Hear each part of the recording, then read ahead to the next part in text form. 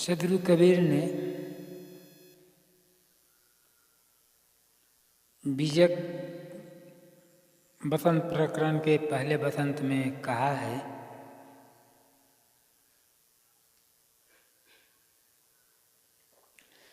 जो तो ही सतगुरु सत्य लखाओ, ताते न छूटे चरण भाव।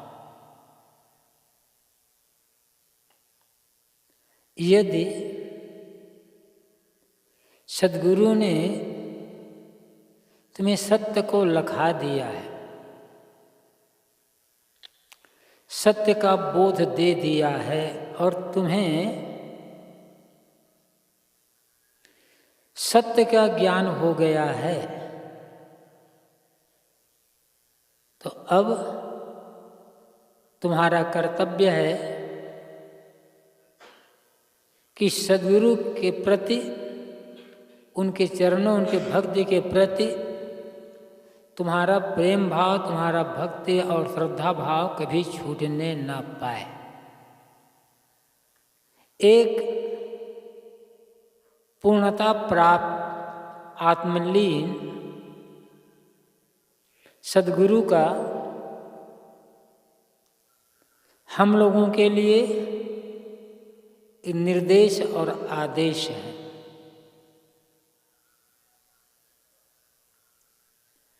पहली बात है सच्चे गुरु का मिलना।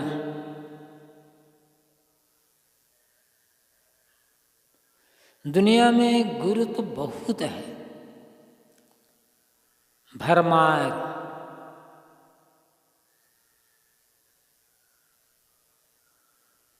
श्री राम रहस साहब ने इसलिए व्यंग किया है, गुरुआ तो सस्ते भये कौड़ी अर्थ 50। गुरु इतने सस्ते हो गए हैं कि एक कौड़ी में 50 गुरु खरीद लो। गुरुओं की जो गिरावट आई है, गुरु एक दशा है, निष्काम दशा, निर्माण दशा, आत्मलीनता की जो दशा है वह दशा गुरु दशा है, और उस दशा में जो स्थित है वह गुरु है। या उस दशा में लीन होने के लिए, पहुंचने के लिए जो साधना कर रहा है वो साधु है, साधक वो भी गुरु रूप है। लेकिन तमाम कामनाओं में डूबे हुए हैं, मन विकारग्रस्त है, जीवन आचरण का कोई ठिकाना नहीं है, ऐसे लोग भी गुरु बन करके दुनिया में घूम रहे हैं और लोगों को शिष्य बनाकर भटका रहे हैं। और ऐसे गुरुओं के यहाँ ही ज्यादा भीड़ होती है, क्योंकि उनके यहाँ एक एक खेत चरत हैं, बाघ गधेरा गाय। जो सस्ते गुरु होते हैं उनके यहाँ बाघ गधा गाय एक साथ एक ही खेत में चरते हैं। मतलब उनके यहाँ योग भोग सब साथ चलता है, न परहेज, न संयम, न कुछ नहीं, जो मन में आओ करो। तो वहाँ भीड़ तो होगी,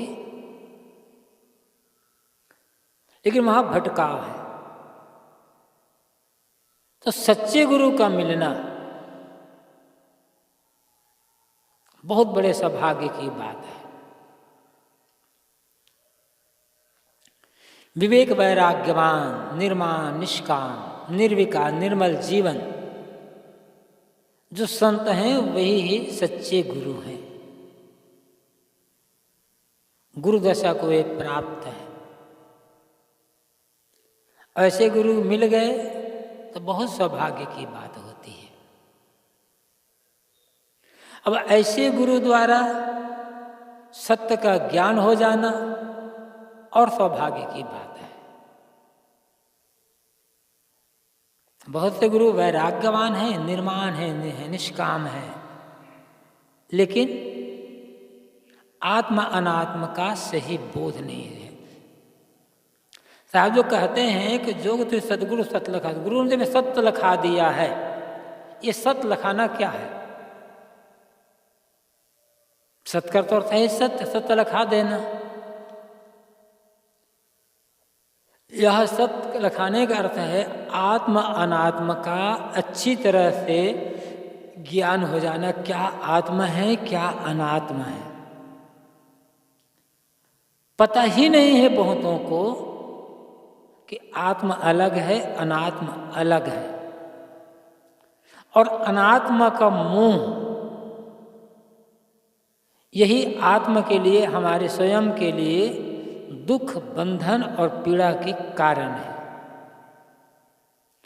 अनात्मा का मोह जब तक छूटेगा नहीं तब तक दुखों से कोई मुक्त हो नहीं सकता है। तो सत लखाने का मतलब है आत्मा और अनात्मा का, वो दोनों बिल्कुल भिन्न भिन्न है, दोनों के गुणधर्म भी भिन्न हैं। आत्मा मैं स्वयं हूँ, मुझसे जो कुछ है जिस जगह जो इंद्रियों से जान पड़ता है वो सब अनात्मा है। और अनात्मा का मोह छोड़कर आत्मलीन होना यही अध्यात्म का फल है, यही साध्य है। इस दशा का ज्ञान हो जाना सत्य को लख लेना, सत्य को लखा देना है।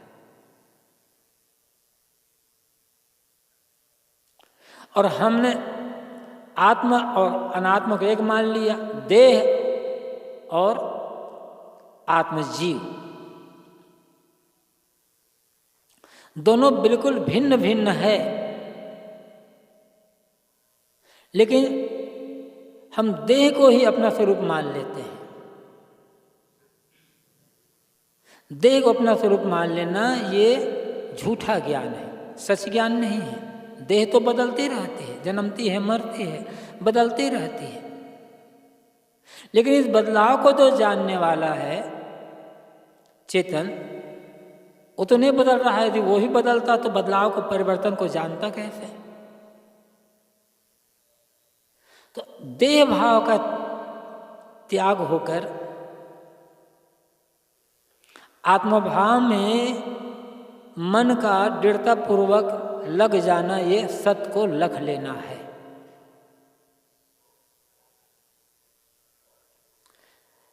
मैं आत्मा हूं, जीव चेतन हूं, ऐसा ज्ञान तो हुआ, लेकिन देह का मोह छूट नहीं रहा है, अनात्मा का मोह छूट नहीं रहा है, उनके प्रति जो आसक्ति बनी हुई है वो आसक्ति छूट नहीं रही है, तो भी हमें सच्चा ज्ञान नहीं हुआ है। और ज्ञान हुआ भी है तो हम उस ज्ञान का प्रयोग नहीं कर रहे। अभी जो ज्ञान हुआ एक जानकारी हुई शाब्दिक। तो आत्मा अनात्म, देह और जीव की भिन्नता का सही ढंग से ज्ञान होकर अनात्मा और देह का मोह छूट जाना, ये सत्य को लख लेना है। और गुरु, सच्चे गुरु इसका ही बोध देते हैं। सत्य को लखने का मतलब है प्रकृति की जो कारण कार्य व्यवस्था है उस व्यवस्था का ज्ञान हो जाना कि कारण के उपस्थित होने पर ही कोई कार्य होता है। बिना कारण के कार्य हो ही नहीं सकता।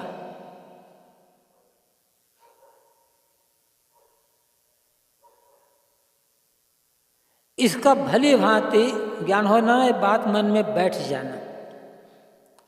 लोगों को कारण, प्रकृति के जो कारण कार्य व्यवस्था है उस व्यवस्था का ज्ञान न होने के कारण लोग चमत्कार, अंधविश्वास और भ्रम में डूबे रहते हैं, भटकते रह जाते हैं। जिस किसी को भी प्रकृति के कारण कार्य व्यवस्था का ज्ञान हो जाएगा, उसके मन में किसी पर न अंधविश्वास रहेगा, न चमत्कार, न किसी प्रकार का भ्रम, वो निर्भ्रांत हो जाएगा। इसके साथ साथ जो एक नियम है सर्वत्र, विश्व के जो शाश्वत नियम, जो कुछ होता है नियम पूर्वक होता है, एकाएक नहीं होता है। तो जो नियम है उस नियम को समझना और नियम पूर्वक काम करना, इस सत्य को लखना है।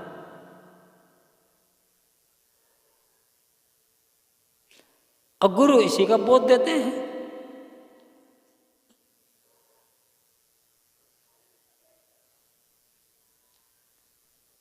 गुरु की भक्ति करते करते बहुत समय व्यतीत हो गए।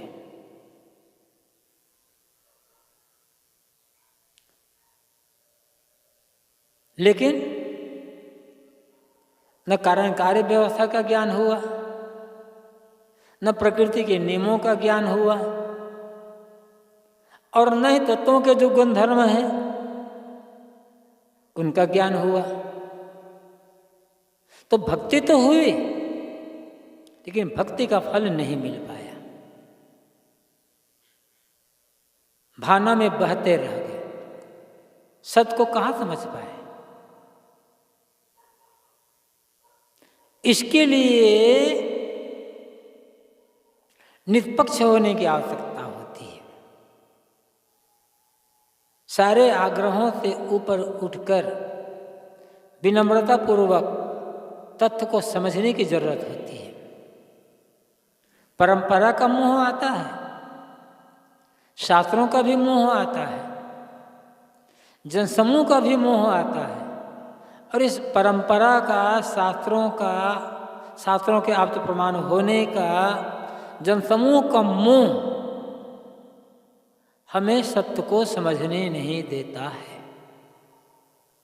हम कहते इतने लोग मार रहे हैं, क्या झूठ थोड़े हो, इतने लोग मार रहे हैं तो? यदि झूठ होता तो इतने लोग क्यों मानते? ये बात झूठ होती तो शास्त्रों में क्यों लिखी गई होती? हजारों साल से बात चली आ रही है, झूठ बात 1000 साल से कैसे चली आएगी? यह मोह होता है आदमी को। इसलिए आदमी निष्पक्ष होकर सत्य को समझने का प्रयास नहीं करता है। भक्ति तो करता है, सेवा भी करता है, और भक्ति सेवा को ही सब कुछ मान लेता है। यद्यपि जीवन पर्यंत भक्ति और सेवा की आवश्यकता है। भक्ति और सेवा को छोड़ दें तो ज्ञान टिकेगा नहीं, वैराग टिकेगा नहीं। वैराग भी चाहिए, ज्ञान भी चाहिए, लेकिन भक्ति और सेवा की ही आवश्यकता है। लेकिन भक्ति में ही रुक गए, सच्चा बोध नहीं हुआ, तो सदगुरु ने सत्य को कहाँ लिखाया? फिर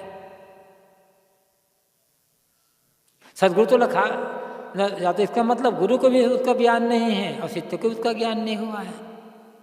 सत्य लिखाने का मतलब, सत्य को लिखने का मतलब है इस कारण कार्य व्यवस्था, विश्व के शाश्वत नियम और तत्वों के गुण धर्मों को समझ लेना। और सच्चे गुरु इनकी सीख देते हैं। वो भ्रम कल्पना की बात नहीं कहते, भूल भुलैया की बात नहीं कहते। सत्य लिखने का मतलब है, आज जो कहते हैं जो सदगुरु लिखा, सत्य गुरु द्वारा सत्य को लिखने का मतलब है कर्म फल भोग की व्यवस्था को समझना। हमारे जीवन में जो सुख दुख आते हैं वो एकाएक नहीं आते,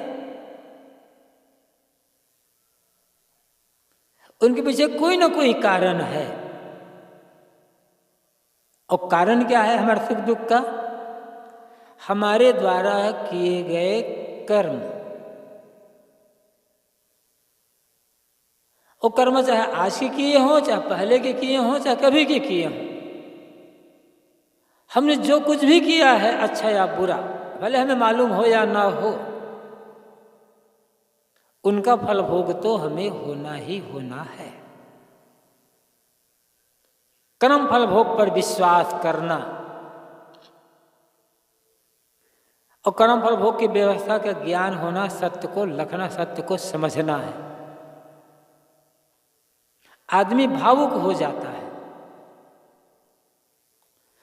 विषयों के संस्कार तो है ही, विषयों की आसक्ति तो मन में है ही, और इसके लिए आदमी दैहिक सुख भोग पाने के लिए अनेक प्रकार के शुभ अशुभ जायज नाजायज कर्म करता चला जाता है। कालांतर में जब गलत कर्मों का फल भोग दुख पीड़ा के रूप में सामने आता है तो आदमी परिवार को वालों को दोष देता है, समाज को दोष देता है, जमाने को दोष देता है, भगवान भगवती को दोष देता है। ये नहीं समझता कि ये दुख का कारण मैं स्वयं हूँ। यदि दोषी कोई है तो मैं स्वयं हूँ। कर्म फल भोग की व्यवस्था पर अटूट विश्वास हो जाना यदि है तो आदमी कभी गलत काम नहीं करेगा।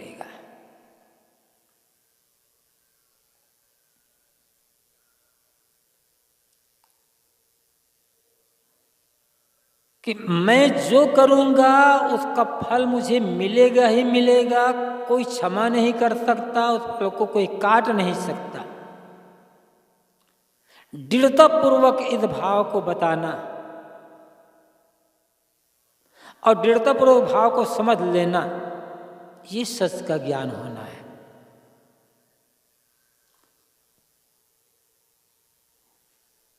और बहुत अनेक गुरु ऐसे हैं जो इसका ज्ञान नहीं देते। कह देते हैं कि चाहे तुम बेटा तुम जैसा भी करो, भगवान की भक्ति करते रहो, भगवान का नाम जपते रहो, गुरु की सेवा करो, सब तुम्हारा मंगल होता जाएगा। चाहे जैसा भी पाप करो, भगवान का नाम जप लेना, तुम्हारे सारे पसारे पाप कट जाते हैं। ये झूठा ज्ञान है। और झूठे ज्ञान में आदमी बह जाता है।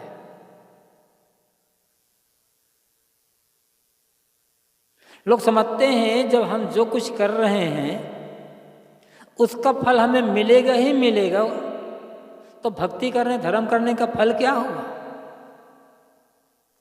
भक्ति और धर्म करने का, पूजा पाठ करने का फल तो यही है कि हम गलत काम करते चले जाएं और भगवान का नाम लेते हमारे पाप पर कर्म करते चले जाता, तो भक्ति करने का फायदा हुआ। अब भक्ति भी करें, कर्म फल भोगना भी पड़े, तो मतलब क्या हुआ भक्ति करने का? फिर ये बात बहुत लोगों के दिमाग में बैठी हुई है, अनेक धार्मिकों के दिमाग में बात बैठ गई है, लेकिन ये झूठा ज्ञान है। और यही ज्ञान लोगों को भरमा रहा है, भटका रहा है। भक्ति और सेवा की आवश्यकता है, उससे हमारे संस्कार शुद्ध बनते हैं, अंतःकरण निर्मल होते हैं, मन के कलमश, मन के विकार दूर होते हैं। भक्ति से एक समर्पण भावना होता है अपने साधना वैराग्य के लिए, परमार्थ के लिए। लेकिन जो कर्म हमने कर लिया या जो हम करते हैं उनका फल किसी की कृपा से कटेगा कैसे? और कोई काट कैसे पाएगा? ये समझने की आवश्यकता है। तो कर्म फल भोग को समझ लेना और उस पर विश्वास करके गलत कर्मों से हट जाना, ये सत्य को लखना है।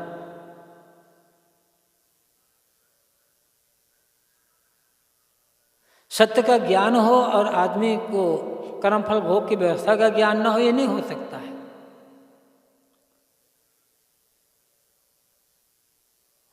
सच्चा गुरु यही बताता है कि जो तुम करोगे उसका फल मिलेगा मिलेगा, कोई काट नहीं पाएगा।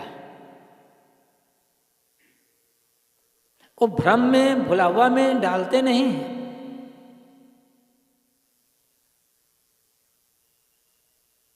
और जब कर्म फल भोग की व्यवस्था का ज्ञान हो जाता है तो जीवन का रास्ता बदल जाता है एकदम।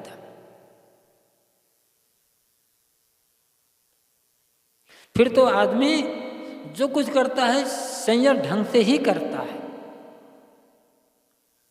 जब पता चल गया मुझे कि मैं जो करूंगा उसका फल मुझे आएगा ही आएगा, तो मैं गलत बीज क्यों बोऊंगा, गलत कर्म क्यों करूंगा? फिर तो जो होगा शुभ ही होगा। तो सदगुरु कबीर जो कहते हैं कि जो तो ही सतगुरु सत्य लखाओ। सत्य लखाना आत्मबोध होना। सत्य लखाने का मतलब है आत्मबोध होना, आत्म अनात्मा का ज्ञान होकर के आत्मबोध में मन का टिक जाना। प्रकृति के कारण कार्य व्यवस्था, विश्व के शाश्वत नियम, जड़ तत्वों के गुणधर्म, इन सब का ज्ञान होना और कर्म फल भोग की व्यवस्था का ज्ञान होना, ये सब मिलाकर के सत्य का बोध होना है। मैं चेतन आत्मा हूं, इतना ज्ञान ही सत्य का बोध नहीं है। यद्यपि सत्य का अर्थ ये होता है कि जो तीनों काल में उपस्थित हो, जिसकी सत्ता का तीनों काल में बाध ना होता हो, वो हमारा अपना आपा है। उसको कोई जीव कहता है, चेतन कहता है, ब्रह्म कहता है, रूह सोल कहता है। जड़ भी सत्य है, लेकिन जड़ परिवर्तनशील है, विकारी है, संयोग वियोग वाले हो, उसमें निर्माण विनाश होता रहता है।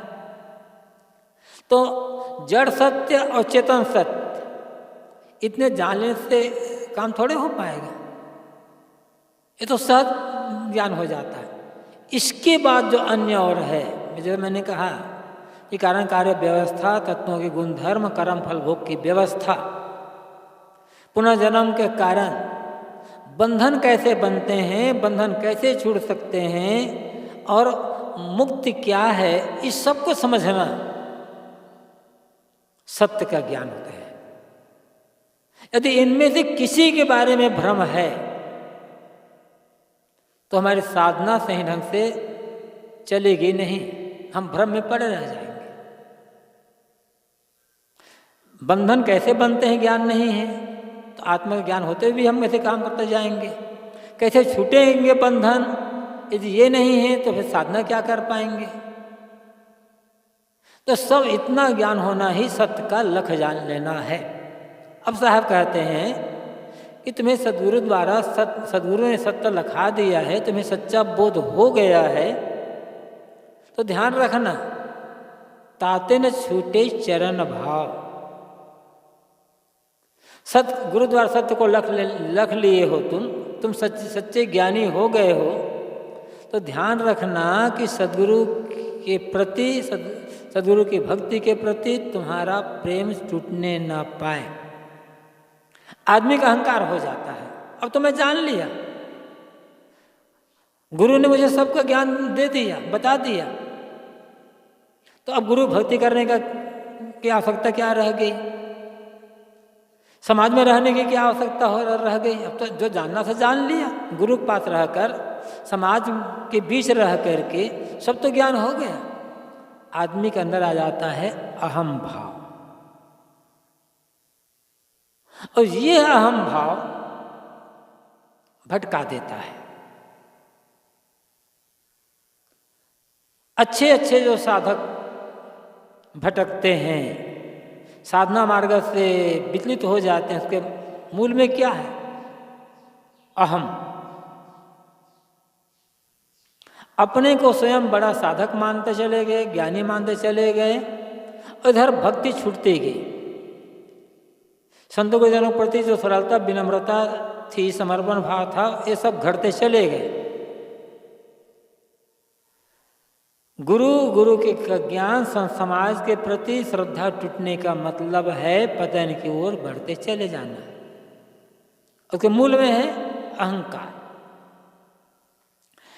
इसलिए कबीर साहब ने कहा है, कबहू भाव कुभाव से जनि घट जाए स्नेह। ऐसा ध्यान रखना कि कभी भाव कुभाव से संत गुरुजनों के प्रति जो तुम्हारे मन में भक्ति है, ये भक्ति घटने ना पाए। यदि भक्ति घट गई तो ज्ञान का अहंकार होगा और अहंकार पतन में ले जाएगा। भक्ति ज्ञान को संतुलित बनाकर रखती है, ज्ञान का अहंकार नहीं होने देती है। इसलिए साहब कहते हैं यदि तुम्हें ज्ञान हो गया, तुम अपने ज्ञानी मानते हो, तो ध्यान रखना अहंकार आ सकता है तुम में कि मैं बड़ा ज्ञानी, मैं बड़ा, अब तो मैं स्वयं प्रवक्ता हो गया हूँ, बहुतों को समझा सकता हूँ, बहुतों को चिताकर रास्ते में ला सकता हूँ। इस समाज के बीच गुरु के पास रह करके असुविधा झेलना, सेवा करना, कि अब इसकी आवश्यकता क्या है, जो मिलना था मिल गया है। ये नहीं समझ पाता कि अभी तो भीतर हमारे बहुत कमजोरी है, और ये कमजोरी कहीं भी हमें भटका सकती है, भ्रम होता है आदमी का।